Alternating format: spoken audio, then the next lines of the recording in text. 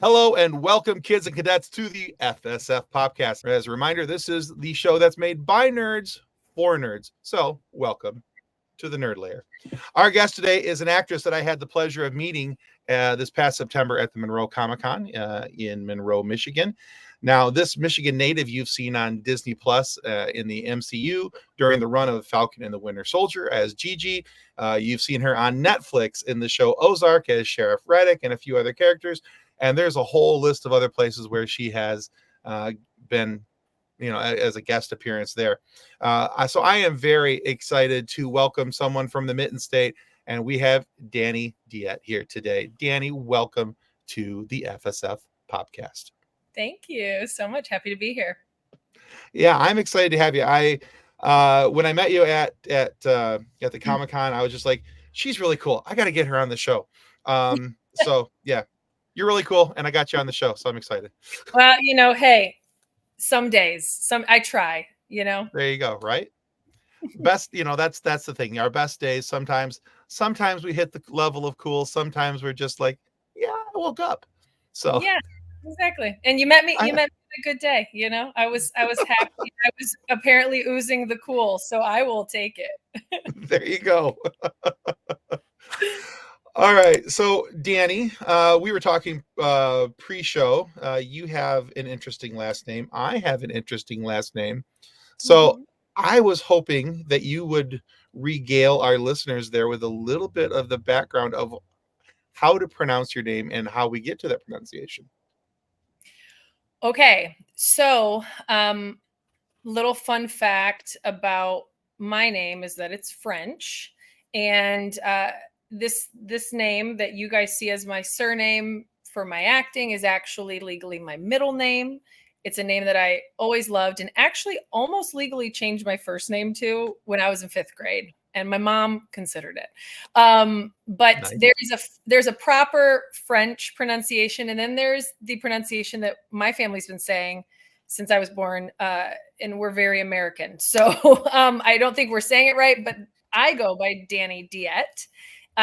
Proper French pronunciation, I'm told from proper French speakers, is Deette or Deette. Excellent. Mm-hmm. Yeah. Yeah. And so then that's how you pronounce your name. And then we did talk about my name. I think this is actually the first time I've actually said my full name. I mean, like I have my name down in the show notes, and if you look me up anywhere, I mean, I put my last name out there. It's not like I'm hiding it or anything, but I don't think I've ever said my name is Tim Bicycle on this show. Hi, I'm Tim Bicycle, and I'm a podcast host. Hey, everybody. We'd like to welcome to the show today Tim Bicycle, our wonderful podcast host. And that's saying bicycle, like you're saying bye to two seagulls. Bye, seagulls. Makes it so easy to remember. Yeah, I came up with that years ago because trying to get people to understand the I before the E and the E after the I and all the other spelling violations that the last name has, because it is of German descent. Now, I was born with the last name of Riley. I was adopted when I was 13. So I'm highly Irish. I don't know if you could tell by the sunburn I'm getting from the lights in the room. I'm also Irish, so I get it. Yeah. Yeah, I start prepping with, sunscreen about 2 weeks before going outside. So just a permanent bake on. But yeah, so I went from the last name of Riley, which was only 5 letters, to Bicycle, which was 9 letters. And it's like, and so the funny thing is, so the man who was my stepfather at the time and who was my dad, I call him Dad. By the way, that drinking sound is my pup. No worries. He's a pretty big dude. He's 6'7", and he's a mountain of a man. And I hadn't hit any growth spurt, and then he adopted me, and like immediately it was like, you must take bicycle form, and I went from like 5'4" to almost 6 foot over a summer, and jumped up like 4 shoe sizes. And yeah, that was a horrible summer. My legs hurt so much. I'm sure your body hurt that summer. Oh, for sure. That's funny. So enough about me. Let's talk about you, because that's what everybody's here for. Talking about you. What else do you tell us your biggest fears and your biggest I'm afraid of heights horribly. Okay. And I hate spiders. I Mine despise spiders. and drowning. Mine's suffocation and drowning. Yeah. Biggest, Like, like you can't really see it, but right there on that hand, there's an incision mark. Yeah, I see it. I got bit by immature brown recluse and Oh, had to have surgery and like the whole 9 yards. And so ever since then, I see a spider, it dies. yeah. It's like if it's outside of my home, it's fine. I don't bother. But if it crosses the threshold to my house, I automatically take the stance of a gangster. I want you dead. I want your family dead. I want your friends dead. Where's the rest of them? Where are they hiding? Yeah, yeah. I have to search them all out because they must die. That's all there is to it. Well, you know, we get it with that story. I mean, that's a big deal. So, you know, we'll let all the murder. We'll give you a pass on all the murder. Well, there's been quite a few spider murders in our house. Yeah. The only ones I don't kill are the daddy long legs because I know that they're not going to bite me. I'm like, yeah, that's fine. They can live. They're sweet. They're doing the Lord's work out there, killing the small bugs and stuff. So I'm letting them have a pass. I collect those and send them outside. But anything other than a daddy long legs, it's going down. So or flattened, either way. You know. End of days, guys. Well, thanks for sharing, Tim by Siegel. Hey, no problem. That's what we're here for. It's the sharing hour. Yeah. Anyway. All right, so let's get you to share something. Sure. Now, one of the things that I love to do on our shows, because I like to know what makes people tick, how they got to be who they are, why they do what they do. Mm-hmm. And so I'm also a giant nerd. I don't know if you can tell by all the toys I have behind me, but so one of the things we love on this show is to talk about people's origins, how they got started, why they do what they do. Okay. So in the origin of Dani Deette, or the proper French pronunciation, which I'm not going to try again. But in the story of Dani Deette, what is your origin? How did you get here? Oh, man. That is complex. And I will try to give you cliff notes because you're asking about how I got to acting, but there was this whole other career and life purpose thing that I had to do first. Sure. And I feel like my dog is trying to be part of this podcast. He's 12 and has dementia, and he's over here starting to make noises and trying to play with me. So I apologize. That's okay. You just might have to have a distracted me trying to calm him down. That's okay. We like puppies. We're good. Yeah, he's the best. Hopefully he'll stand up and come get in frame here in a minute, because that's why I have to be on the couch doing this, because I knew this would happen. So anyway, so I originally at 15 knew I was going to be a criminal psychologist, actually. Okay. That's what I thought for certain I was going to do. And then I went and interviewed some prison psychologists and found out pretty quickly, I have to work in and out of the prison every day. And I don't really think I want to do that. I'm like a natural light person. I like big windows. So I was like, I need to not do that. So I pivoted. I ended up going into a career in law enforcement and criminal justice for about 7.5 years. I was I was a children's protective services investigator for a little while, investigating abuse and neglect. And then I was a felony level probation officer. And I worked in the court system in Michigan as a representative for the Department of Corrections in one of our biggest circuit courts. And that I realized much later in life, when I was around 30, why I ever went into law enforcement. And it was due to a loss that I had as a kid. And this is a little dark, but it's not dark because I'm good now. I've dealt with it. But somebody who was like a big sister to me was actually killed. Okay. She was a teenager, and she was killed by 3 boys that went to her high school, and I was 7 at the time. So okay. Anyway, at 30, I realized, that's why I went into law enforcement. I wanted to know, I went back to the origin of thinking I wanted to be a criminal psychologist. And it was that makes sense. I wanted to deeply know why bad guys do the bad things. You know what I mean? Sure. So anyway, fast forward to, I'm kind of stressed out in these jobs. And wanting a change. And I had always just kind of talked about while I was watching scripted television as like my release after my really serious job.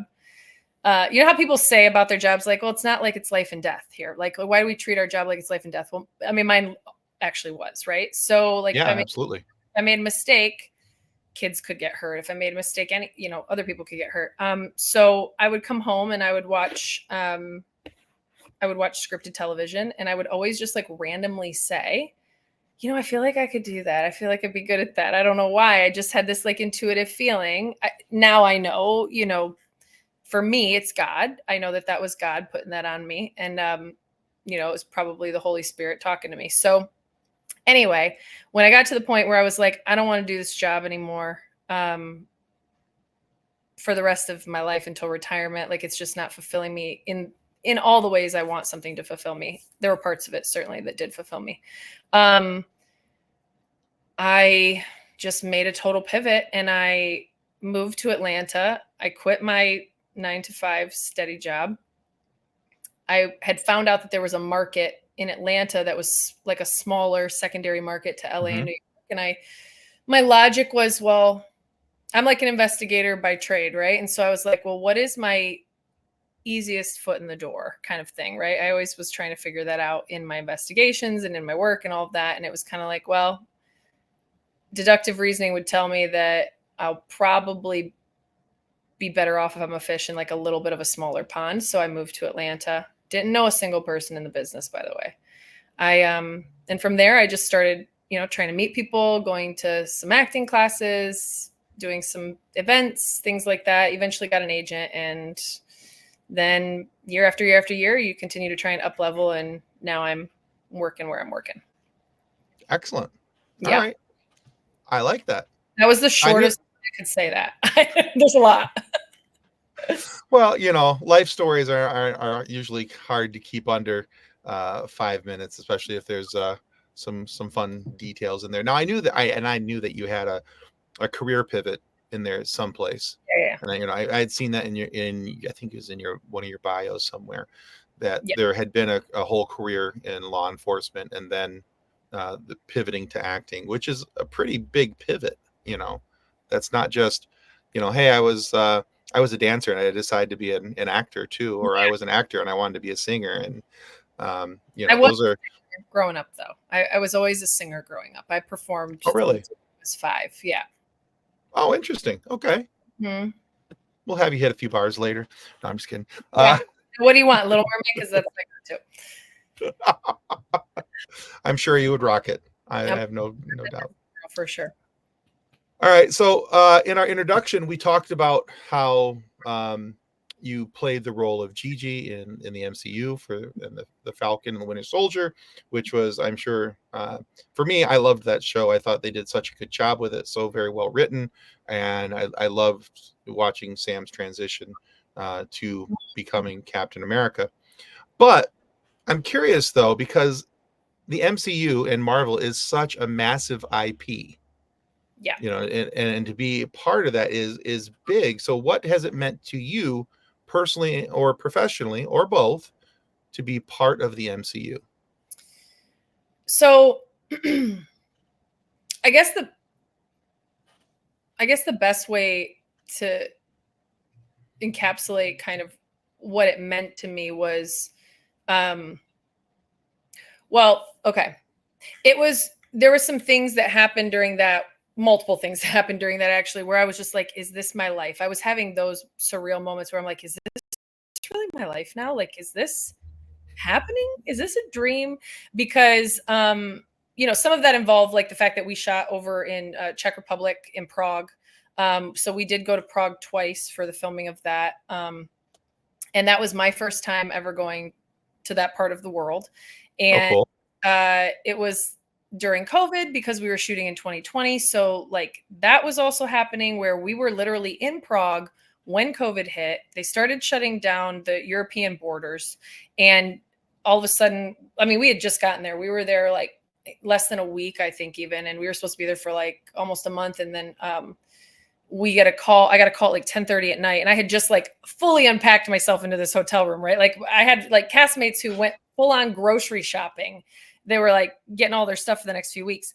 So that they didn't have to like operate on takeout. And we got a call like, hey, cars are picking you up at 8:30. We are getting you out of the country. Disney's getting you out of the country before they close these borders, because they didn't really know how fast all that was moving. I think Spain and Italy were already closing. Okay. So that was also like a, whoa, is this real? And then when we went back to work, we were one of the first productions to like in the world to go back to work. Because we were like almost done with our show. And so that was my first time on like a fully chartered jet, because they wanted to keep us safe. So they got a chartered jet for like the entire cast and crew. And that was my first time ever seeing like a fancy plane that like all the seats were, you know, first class, and everybody from stunts to camera guys to sound to everybody, our whole cast, our whole crew, we were all on one charter together, and that was really fun. But when we were rushing out of the country, I'll never forget, it was Sebastian on one side of me and Mackie on the other side of me, and then some of our other castmates were like trailing right behind us. But it was like the three of us up front were like rushing through London Heathrow Airport.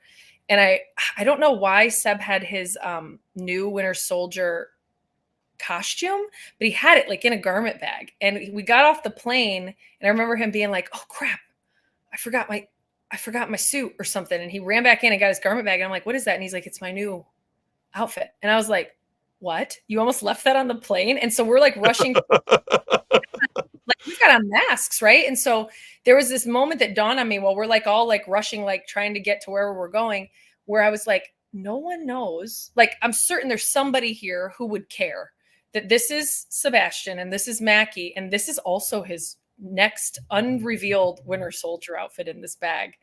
And so it was just like that moment was one of those things where I was like, whoa, I'm part of something really big that means a lot to a lot of people. And I'm getting to do it with really fun, nice human beings, like from the top to the bottom, you know. And it was just because Mackie's always cracking a joke. I mean, he's really funny. And so it was like a lot of those pinch me moments, I guess. And it was early in my career, because at that point I had started working as a professional actor on union shows. My first ever booking was like April 2018.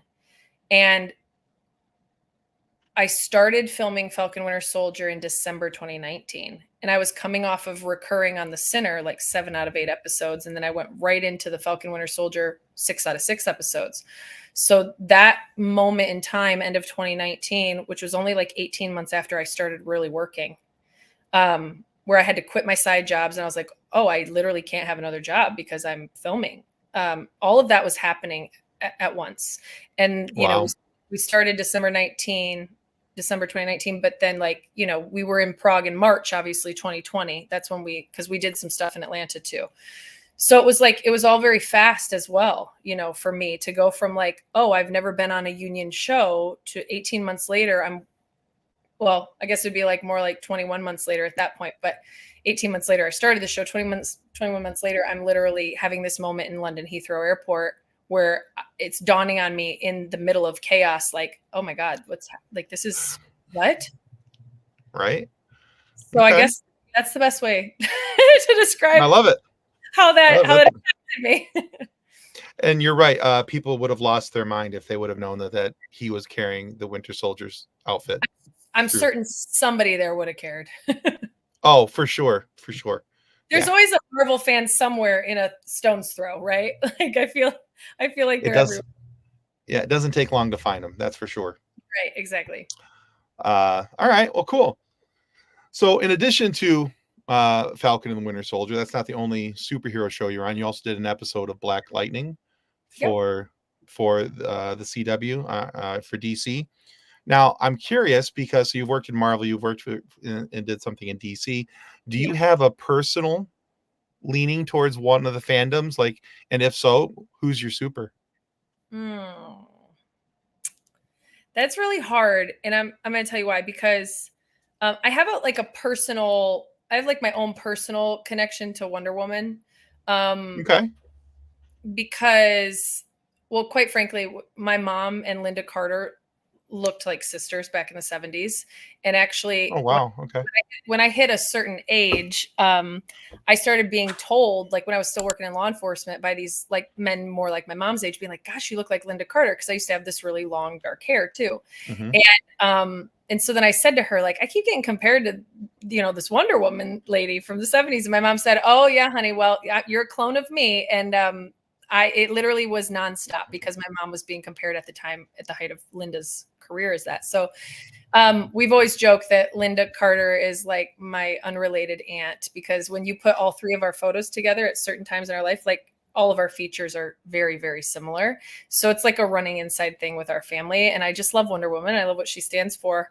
But there's so many great characters in Marvel that I honestly always have a really hard time deciding. But I love Iron Man because Nice. I love Robert Downey Jr. And I have a very personal soft spot for Tom Holland and Zendaya. But yeah, I really love Spider-Man too. All right. Nice. I'm just for kicks and giggles sakes. Mine has always been Wolverine. I love the X-Men. I love Wolverine. I've always loved his sarcasm. That's also one of the reasons I like Spider-Man too. I like Yeah, the more sarcastic characters: Deadpool, Spider-Man, I mean, Wolverine. yes. The Yeah, sarcastic characters always get me. yeah. I always say that I speak two languages: broken English and sarcasm. So Yeah. yeah. And and I had to admit to Mackie that he was pretty funny. I didn't want to, but I was like, all right, you got me. Falcon got me in these scenes. It's hard to admit it to him because he can be a little smug about it as a joke. Because him and I, got to be friendly, obviously working together and stuff. And he's a really nice guy, and he just has a great sense of humor. But honestly, it's funny because people are like, well, how is he, in real life? And I'm like, he's literally him. Like that, who you see is so close to who Mackie is with his Yeah. humor. It's, so it's really fun to be around. Yeah, he looks like he would be that type of guy. Just just everything I've seen of him looks like he would just be just fun to sit down and have a coffee with, and Yeah. And so. Sebastian's just really quiet and really, really kind. I love watching their interactions, the two of them together. That's fun stuff.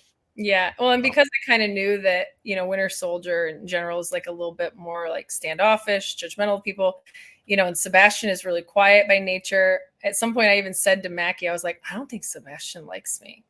And because like I wouldn't talk to him very much. And he's like, no, he's just really quiet. Just go engage him. And then as soon as I did, he's like, oh yeah, hey Danny, what's up? And he was just like all smiley and like, oh.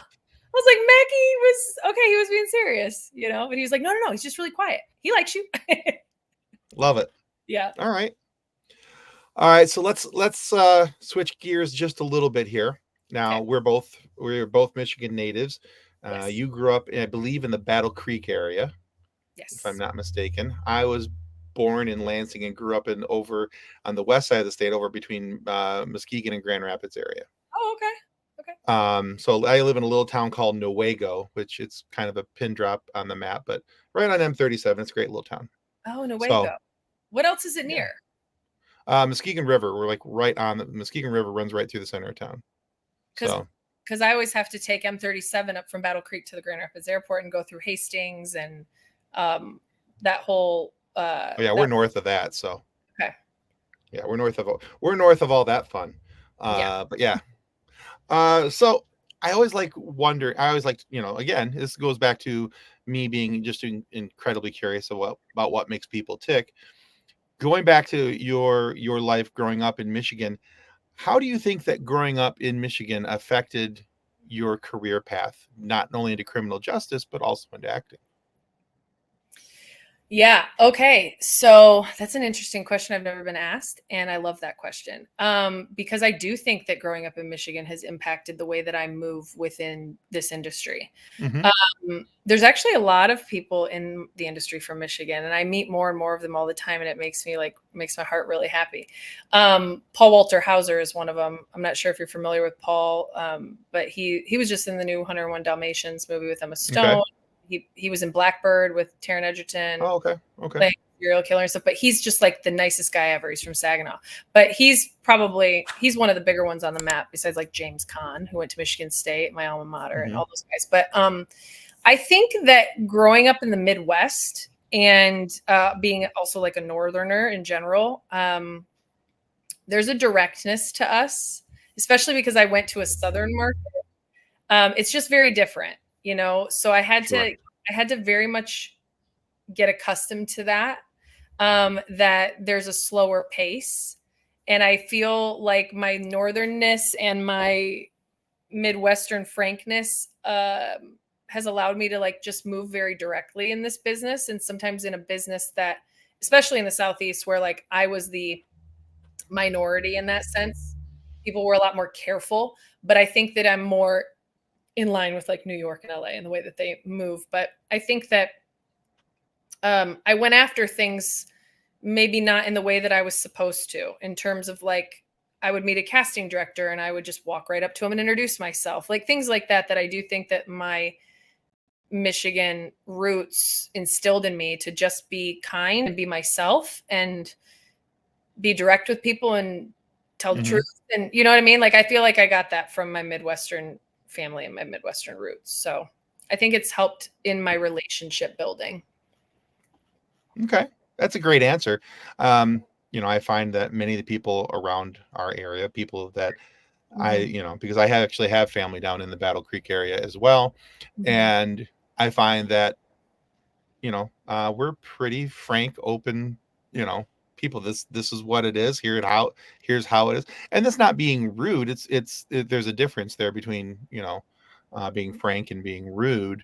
Yeah. Um, but it's interesting that you bring it up like that because I also have family from, like, my mother was born in Tampa, and I have family down from the south. Every time we go down into Florida to visit them, it's just a completely different way of life, Yeah. and and just different mindset. And they would, we'd have a conversation about something, and they would try to trim the outside edge of the conversation, and I'm like, no, let's just dive right into it. Here we go. Let's just talk about it. And Yep. yeah, Yeah, so. I often have had a lot of friends who they're from all over the country, but have always said like one of my biggest strengths in so far in being in this business is my ability to build relationships and to build genuine relationships. And Hmm. and I think that a lot of that truly comes from the fact that my transparency and openness is a little bit disarming to people. I think, especially in the entertainment business, where people might feel more guarded. I didn't come into this business as an 18-year-old learning all of like that, and I just kind of Right. came into this like I was 32 when I even decided to do it. I was 34 when I started working. Like I just kind of am like, well, I'm just going to show up as I am and not worry about like the politics, for lack of a better word, or the semantics of all of it. And Yeah. for whatever reason, showing up honestly in that way has paid dividends because people are just like comfortable, I guess, with me. And so that's been something that's been reflected back to me. And I didn't realize it was not normal, I guess, in some capacities because I'm Sure. just being around like my family and my people and people from Michigan. And we're all just kind of that way. Like you meet somebody and you're just like, oh yeah, hey, you're my friend, you're my family already. Like, I don't know. Right. Yeah, exactly. Yeah. No, yeah, I understand exactly what you mean. Yeah. Yeah, it's just, I think it's part of the region in which we live in, and just you become accustomed to just kind of reaching out to people, and this is what I'm going to do. Oh, okay. Yeah. And Yep. just being a little bit more direct. I think, All yep. right. So there's a really cool story. I don't know. Christopher Lee, the actor, passed away a Mhm. couple years ago, but he was Saruman on Lord of the Rings. He was Count Dooku in the Star Wars movies. There's a really interesting story out there, I promise this will all make sense in a moment. Really interesting story of him talking with Peter Jackson on the set of the Lord of the Rings movies about stabbing somebody in the back, and this is the sound that it needed to be made. And he was telling Peter, no, I've actually stabbed somebody in the back. This is the sound. Because I don't know if you know, Christopher Lee has had the most awesome life ever. If you do like a minute of research on him, he's who James Bond is modeled after. His cousin was Ian Fleming. Yeah, and yeah, he's got this whole any of that. Yeah, it's honestly, it's worth the internet search. It's a whole lot of fun. So anyway, yeah, he had this whole conversation with Peter Jackson because Peter was like, "Oh, if you're getting stabbed, you want to make this sound," and he's like, "No, that's not what it sounds like."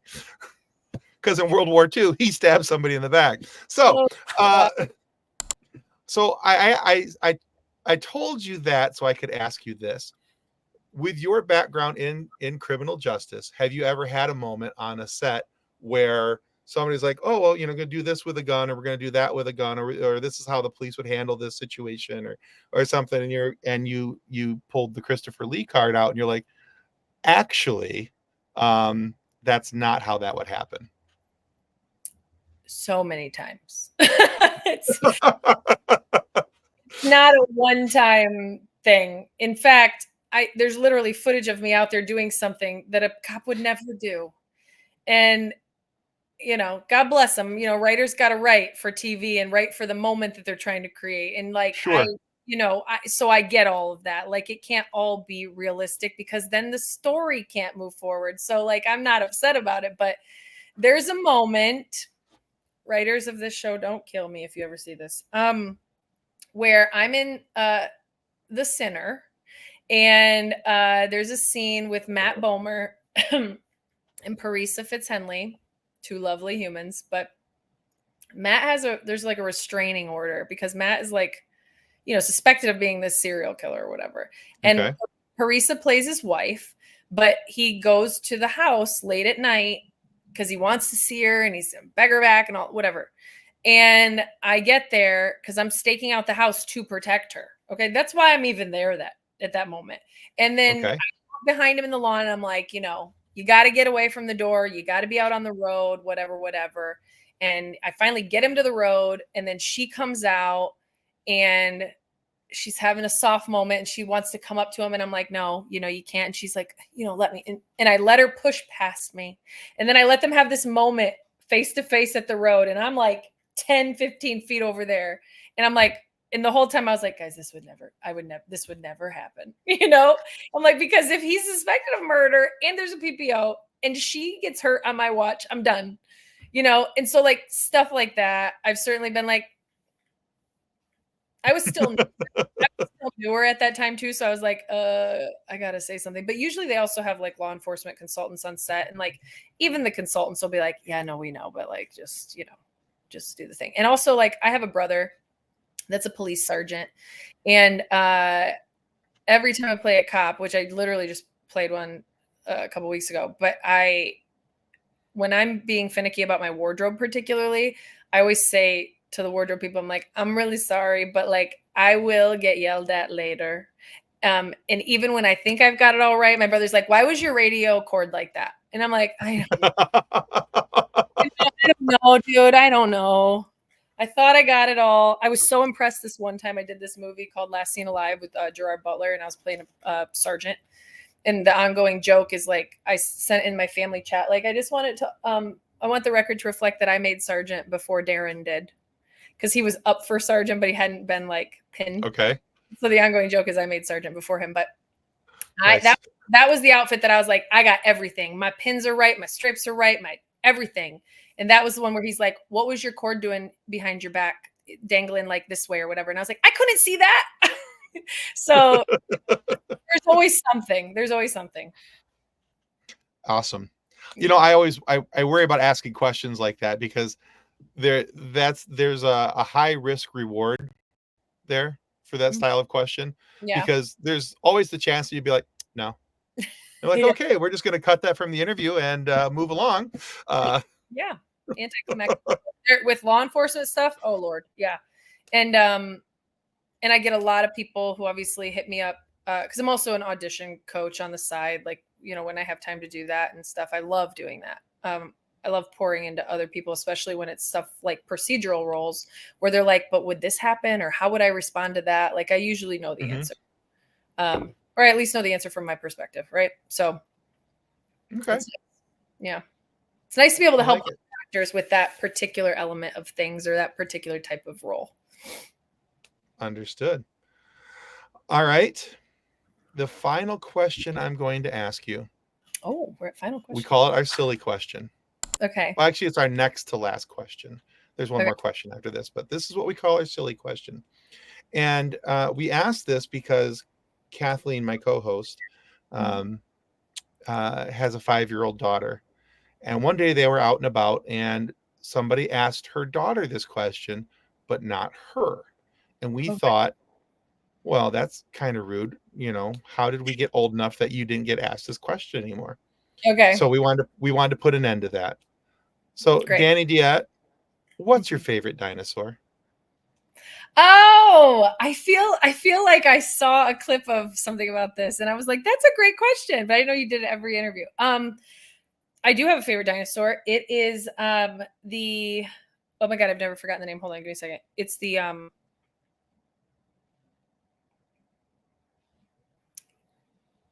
oh gosh, it's the one on Jurassic Park that is really cute, and then it goes and it's crazy. Oh yeah, the fans out. Yeah. Oh my god, spits the venom. I've never once forgotten the name of this. It's gonna come to me. You guys know what I'm talking about. Those cute little guys. They're tiny. Well, they're not tiny. They're probably the size of like a regular human, but then they've got those little things that fan out and they spit the venom. And they killed the one guy with the glasses in the original Jurassic Park. Yeah. Google it. I am so Googling it right now. So yeah, it's there's so many people that are gonna be like watching this and screaming the name at the. Yeah. That's kind of the way we roll, though. It's fine. And the funny thing is that I started substitute teaching during the strike, and there's a little boy who's obsessed with dinosaurs, and we were just going through the dinosaur book one by one, the two of us, and we were reading all about these dinosaurs. There's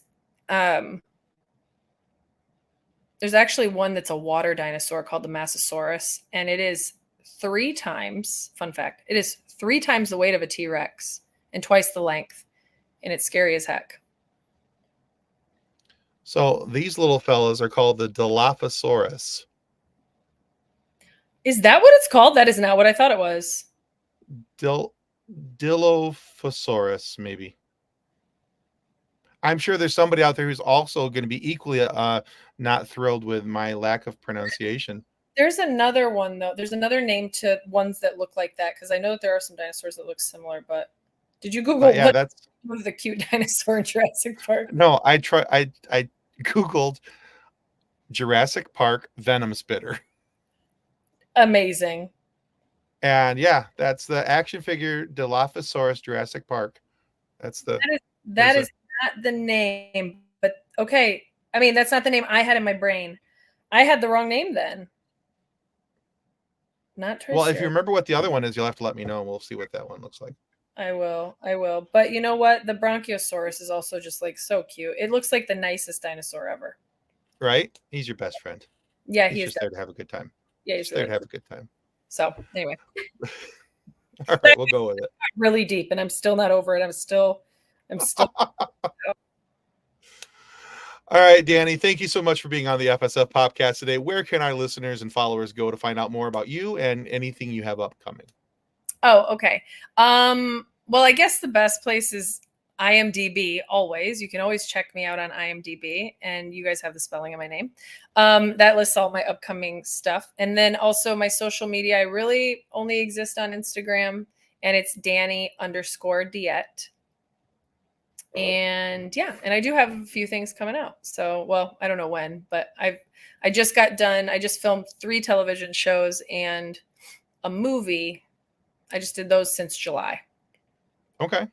Yeah. And I would say the one that I'm most just like nostalgically happy about, and it's on IMDb, so I can say it. I can't tell you anything about it, but I will be making an appearance in Happy Gilmore 2.